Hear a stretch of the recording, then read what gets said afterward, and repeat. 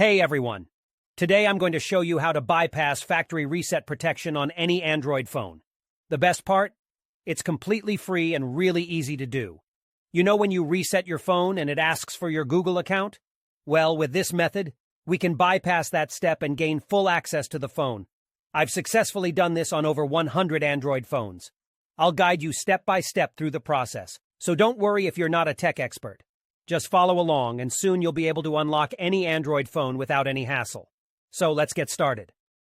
Okay, so the next step is to use this website to remove the factory reset protection lock from your Android phone. To do this, you'll need to provide 3 important details: your phone's exact model, its IMEI number, and a valid email address where you can receive notifications. Now you might be wondering how to find your phone's IMEI number. Well, there are several ways to do this.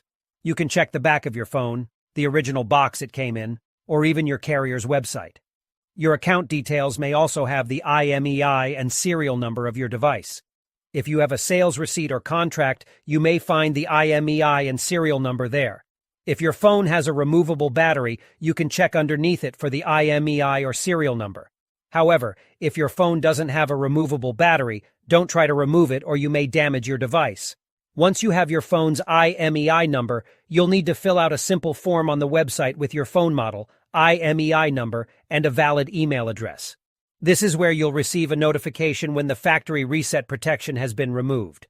After you submit the form, your request will be processed, and you'll receive an email notification when the factory reset protection removal process is complete. I'll show you an example of what the email should look like by logging into my personal email account.